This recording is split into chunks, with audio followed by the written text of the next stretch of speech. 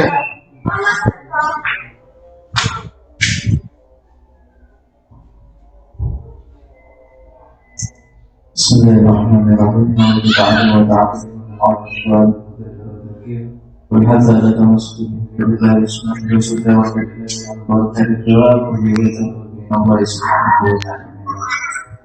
Qala al-musannif rahimahullahu ta'ala wa nafa'ana bihi wa bi'ulumihi fid dharain.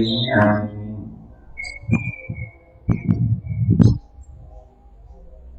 Faslun syurutu sihhatihi arba'atu asya'.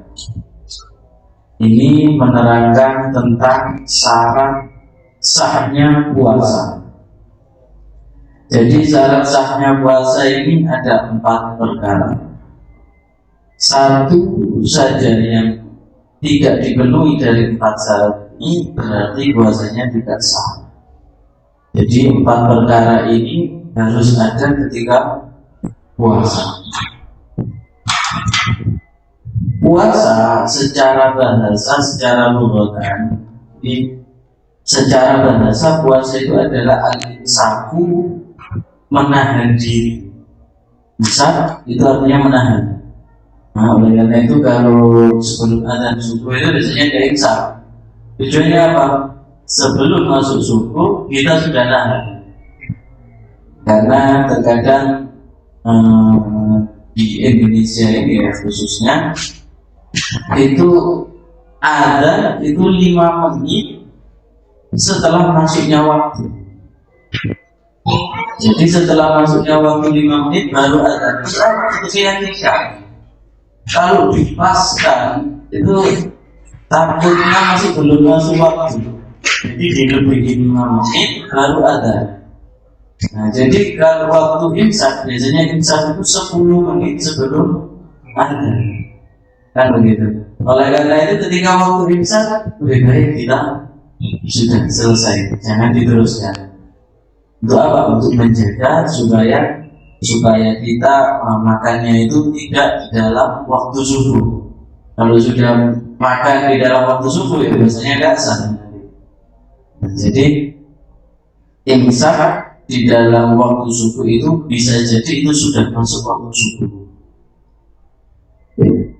Jadi puasa menurut bahasa adalah imsaku, menurut bahasa as-shaum atau as-shiyam itu adalah menahan. Menahan apa aja namanya shaum. Menahan apa aja itu secara bahasa. Tapi secara lughatan syar'an, secara syar'an menurut syariat yang dikatakan as-shaum atau as-shiyam itu imsakun makhsusun, yaitu menahan diri dari sesuatu yang dikhususkan, menahan yang khusus. Dirinya dan maksusotin dengan niat yang khusus.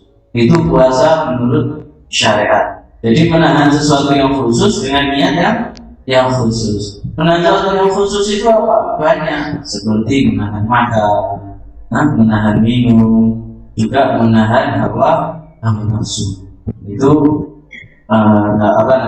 puasa dengan niat yang khusus, karena nggak mungkin puasa tanpa niat. Puasa tetap harus dengan puasa ini ada mempunyai syarat sah. Jadi selain syarat wajib ada syarat sah. Yang pertama di sini syarat sahnya puasa ada 4. Syarat sah dalam artian kalau tidak memenuhi syarat berarti puasanya tidak sah. Nah, nanti ada syarat wajib, berarti apa? Tidak memenuhi syarat wajib, berarti tidak wajib puasa. Nah itulah ya, antara tidak wajib puasa sama tidak sah puasanya itulah hari. Nah ini yang pertama kita membahas syarat sahnya puasa. Syarat sahnya puasa itu ada 4 perkara atau ada 4 perkara. Yang pertama Islam, harus orang Islam. Orang puasa harus orang Islam. Kalau tidak Islam bagaimana orang kafir? Orang di luar Islam, apakah sah puasanya? Tidak sah, puasanya tidak sah dia. Nah, jadi kalau ada orang di luar Islam, dia puasa ikut Islam, udah tidak. Yang pasti dia tidak sah puasanya. Atau ada orang Islam, alhamdulillah ya. Orang Islam, tapi tengah-tengah puasa dia keluar dari Islam. Dan apabila telah puasa dia murtad, apakah sah puasanya? Otomatis langsung batal, karena syarat mutlak semua ibadah itu harus orang Islam. Bukan hanya puasa, sholat juga harus Islam. Orang di luar Islam sholat apa sah? Tidak sah. Sholat, zakat, begitu juga puasa, haji, semua ibadah itu harus orang Islam. Yang kedua, yang kedua harus orang yang mempunyai akal yang waras, akal yang sehat. Maka fala yasihu minal majnun, maka tidak sah puasanya orang yang gila. Orang gila nggak puasa, apa puasanya nggak sah. Termasuk orang yang nggak sehat akalnya apa? Orang yang mabuk, orang yang hilang ingatan, yang akalnya nggak waras, itu puasanya tidak sah. Nah, nanti pembahasan mabuk itu ada lagi nanti pembahasannya. Bagaimana kalau mabuknya ini sebelum sahur, atau pembahasannya nanti orang mabuk. Nanti ada pembahasannya sendiri. Insya Allah itu di Mubtilatus Shaum, sesuatu yang membatalkan puasa apa saja itu nanti akan kita bahas.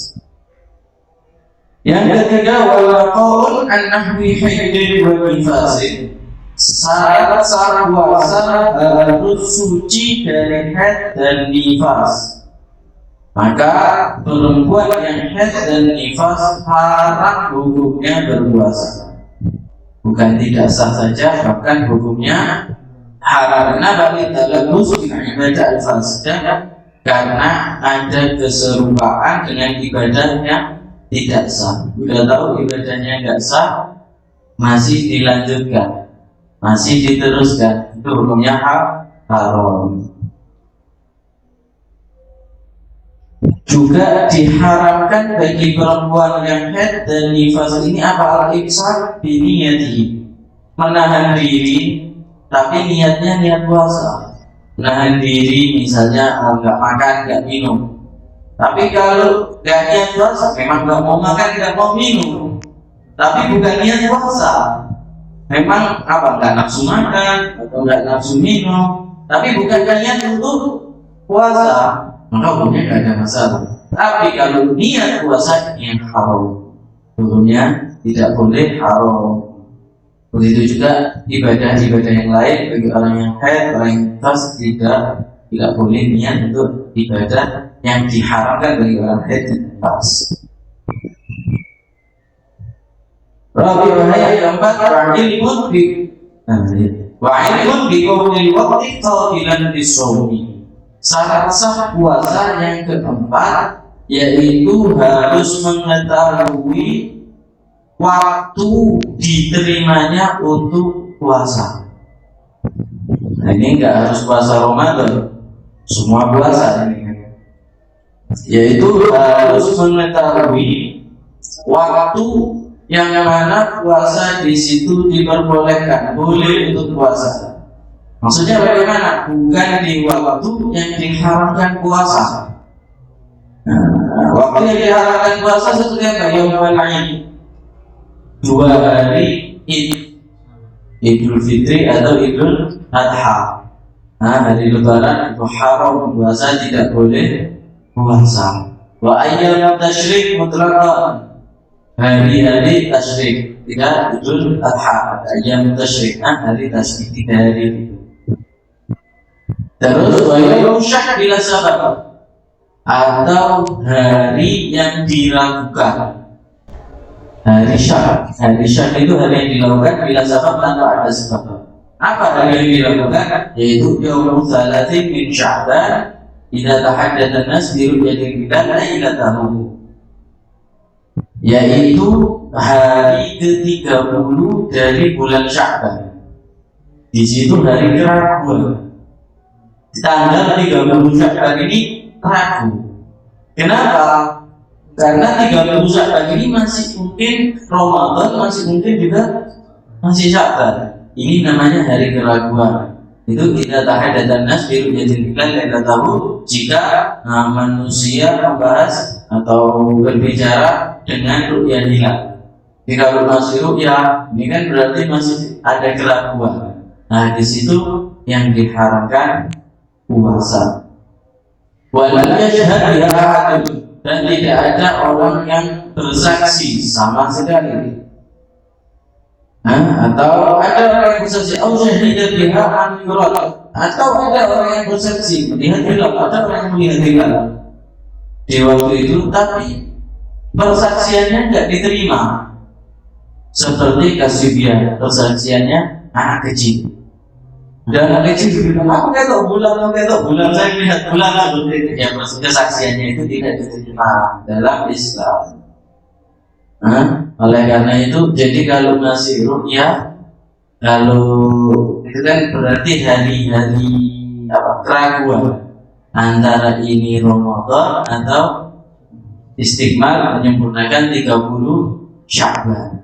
Nah, di situ hari yang diharapkan puasa. Jadi hari yang diharapkan puasa itu banyak sebenarnya. Yang pertama hari Idul Fitri, Idul Adha, hari Tasyrik, terus hari keraguan, dan juga ada wanisul akhir min Sya'ban idza lam yasilu bima qablahu wa lam yakun bi sababih.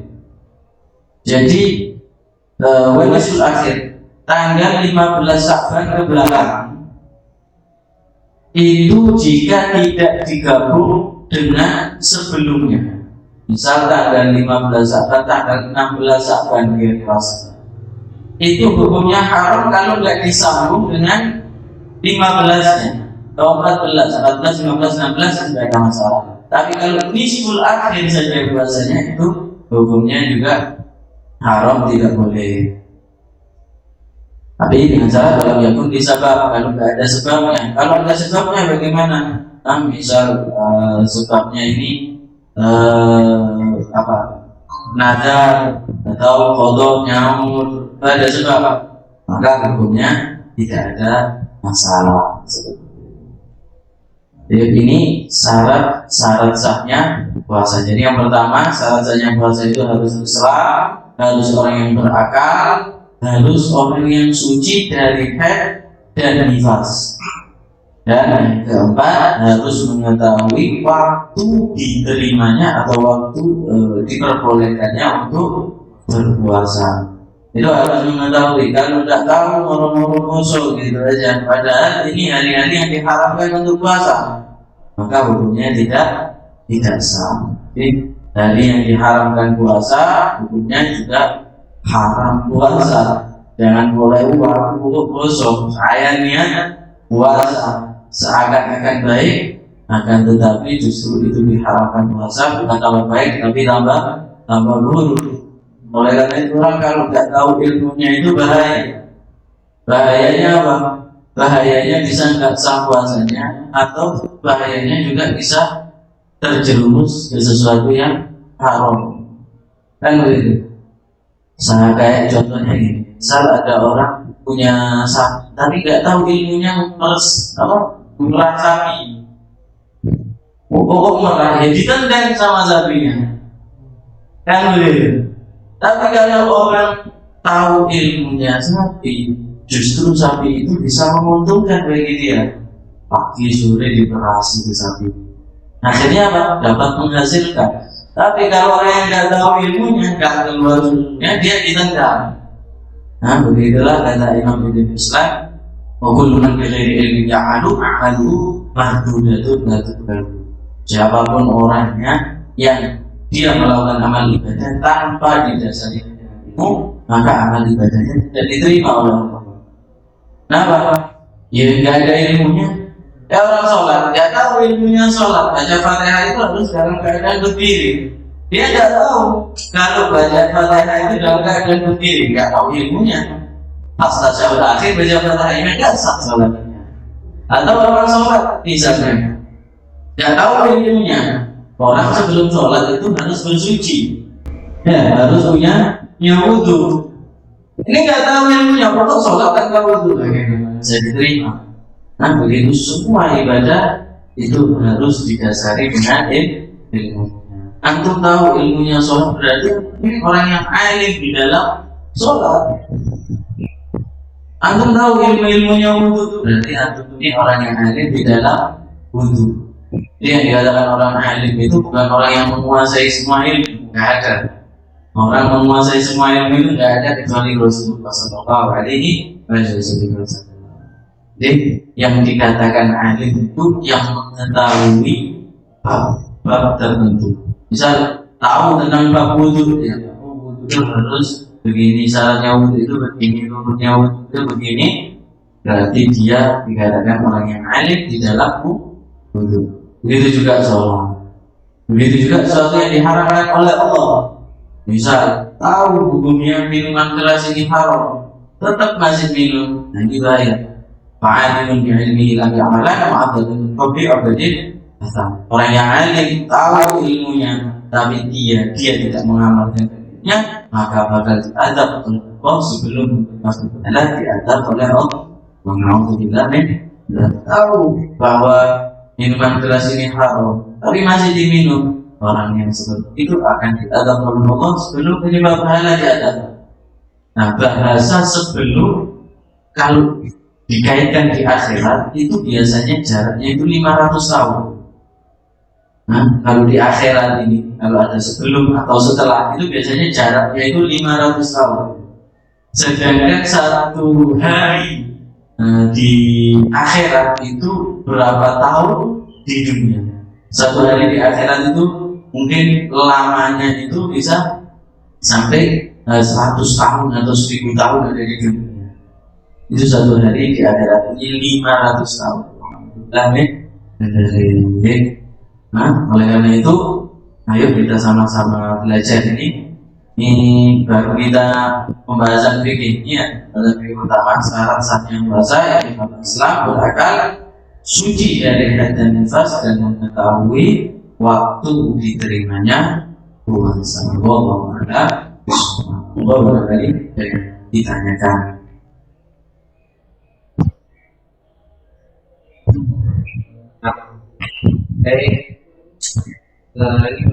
Ringan, kasih misal menimsak, ringan, misal. Nah, jadi bangunnya kesiangan, kan gitu ya. Ringan itu bangun kesiangan. Sudah mau sahur tapi kesiangan. Kita sudah Sudah imsak, belum subuh. Ya, yang penting yang membatalkan puasa itu nanti yaitu tidak masuknya waktu. Jadi kalau imsaknya itu misalnya 10 menit, biasanya di sini itu ada diperlambat 5 menit kalau di Basuh. Terus di Masjid Jami' itu memang 4 atau 5 menit segitu. Nah, patokannya kan biasanya duhur itu kan jam 12 pas. Jam istiwa. Kalau duhur itu jam 12 pas. Tapi kalau di Masjid Jami' ada duhurnya itu jam 12 lebih 4 atau lebih 5. Kalau misalnya dengan tahu diperkirakan oh ini belum masuk waktu subuh, saya sebutkan tidak ada masalah. Nah, tapi kalau khawatir ya lebih baik nggak usah, daripada nanti punya tanggungan kan gitu. Tanggungannya soalnya nanti di akhirat tinggal merasa. Kalau di dunia kan ngerasa sah kan, ngerasa saya punya sah kan gitu. Nah, tapi terus siapa yang kemarin ini? Misalnya udah imsak masih diteruskan. Kemarin kalau nggak tahu ya ada masalah. Islam itu agama paling enak, paling gampang. Islam itu nggak pernah bersuci. Tapi kalau Islam ini juga mempunyai ketegasan, punya batas-batasan hukum. Jadi kalau nggak tahu ya nggak ada masalah hukumnya. Tapi kalau sudah tahu ya jangan sampai dilanggar. Jadi kalau masalah imsak itu tadi biasanya imsak itu kan 10 menit ya. 10 menit sebelum ada.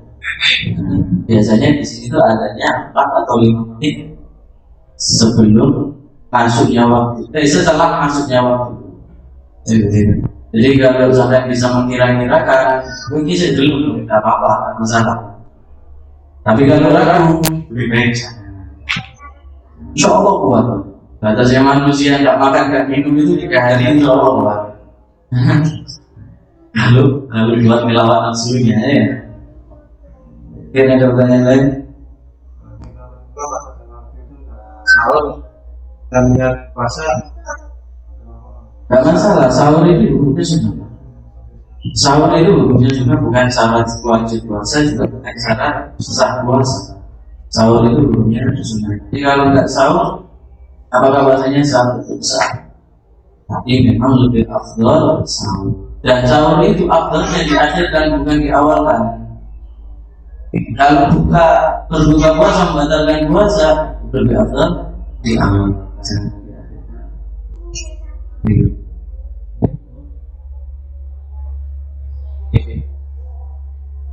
Misalkan ada seorang kita dalam ini ya kita puasa sebulan pun untuk sebulan. Nah itu nanti kalau masalah perempuan hamil itu nanti ada pembahasan sendiri. Nah perempuan hamil itu nanti pembahasannya itu dia nggak puasa itu karena nggak kuat ibunya sendiri atau karena takut yang ada di dalam kandungan. Nah itu kalau takut yang ada di kandungan itu sebenarnya nanti itu ada pembahasannya. Nah kalau yang takut yang ada di kandungan maka itu nanti bahasanya ada yang wajib pokok dan wajib membayar fidyah. Fidyah itu nanti denda itu karena dia nggak puasa. Ada yang cuma wajib fidyah saja, wajib kotor, wajib kotor saja, wajib fidyah. Nah seperti itu. Mau dibahas sekarang? Nanti aja insya Allah lalu belum ada. Ya, lalu aja kita fokus di ini aja ya. Terus ini ada lagi. dimaksud akal sehat. Akal yang sehat itu tidak ada gangguan di dalam akal. Maksudnya bagaimana? Yaitu bukan orang yang tidak sadar karena mabuk atau minum keras atau Kalau kita perjalanan jauh suatu kita naik kendaraan kan kamu tahu oh, bukan. Kalau mabuk karena berkendara itu lain lagi. Ya, kalau mabuk karena berkendara itu bahasanya memang mabuk, tapi bukan mabuk itu. Mabuk yang mengganggu akal. Mabuk yang mengganggu. ada orang yang masanya Ya, kalau itu nanti itu pembahasan yang membatalkan puasa itu nanti bahasnya muntahnya itu. Muntah itu bisa membatalkan puasa nanti sebenarnya. Kalau itu sengaja dan nanti kita bahas santai. Masih pertama. Nah, yang dikatakan batasan orang akalnya sehat itu bagaimana? Kan gitu. Ini orang dikatakan gila apa enggak? Ada orang kadang gila kadang waras. Ya, apa kumat-kumatan misalnya seperti batasan orang dikatakan gila atau dikatakan akalnya tidak sehat apabila diajak berbicara yang dia senangi gak nyambung. Nah, misal ada orang gila senangnya sepak bola. Bukan udah diajak sepak bola nyambung. Oh berarti gila-gilaan ini.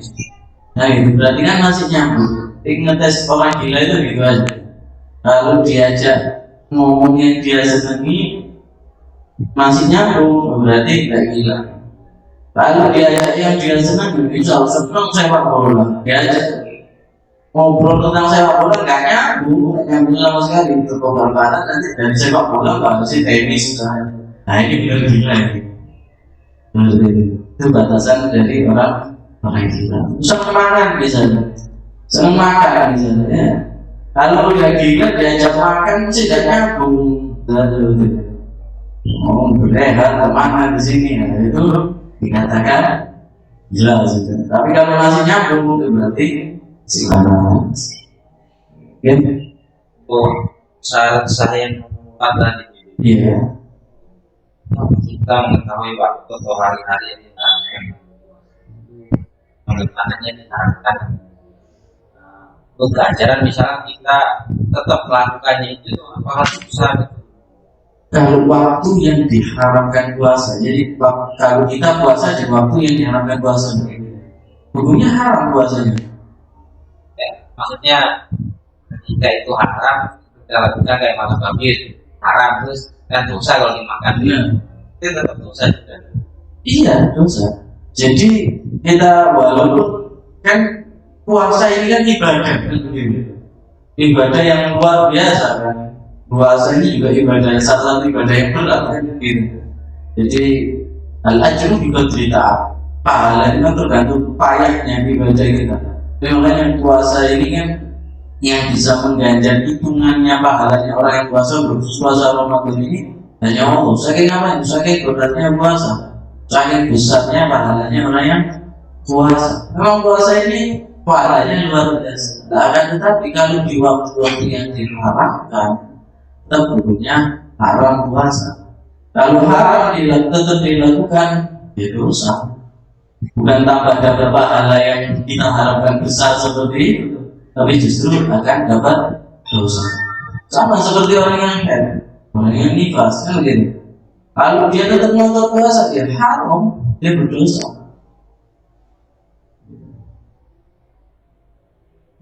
Ada lagi.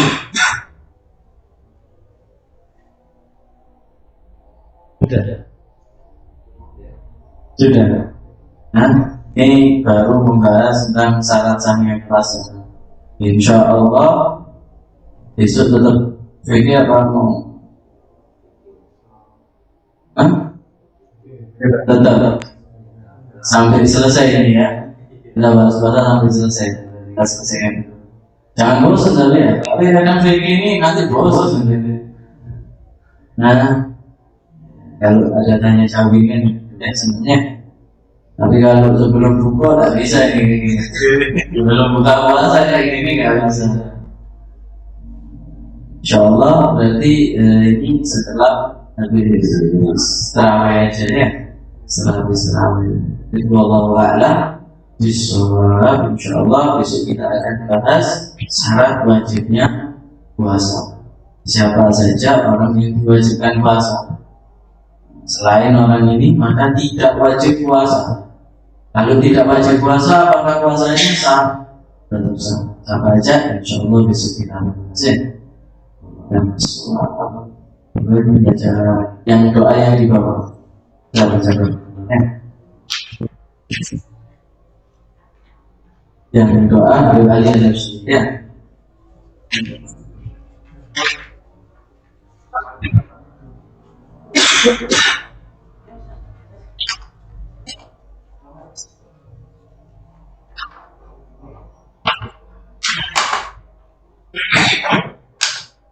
Bismillahirrahmanirrahim. Allahumma salli wa sallim ala sayyidina Muhammadin miftahil rahmatillah adad ma'ilillah salatan wa salam bilmini bidawami mulkillah wa ala alihi wa sahbihi wa sallam. Allahumma ij'al fi ta'atika farahli wa sururi wa fi mardatika jami'a umuri. اللهم يا عالم بحالاتي ومطلع على صلاتي ونياتي اقضي جميع حاجاتي واغفر ذنوبي وسيئاتي وتجاوز عن خطيئاتي وزلاتي وتقبل جميع حسناتي وسامحني فيما مضى وما يأتي واكتب لي في ديوان سآتي واخلق في سبيل نجاتي في حياتي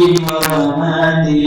اللهم إني طامع في عطاك راغب في رضاك مستسلم لقضاك فقبلني من أولياء واسلك بي سبيل الهدى وألحقني بأسرياء. وصلى الله على سيدنا محمد وعلى آله وصحبه وسلم والحمد لله رب العالمين. بسر الفاتحة.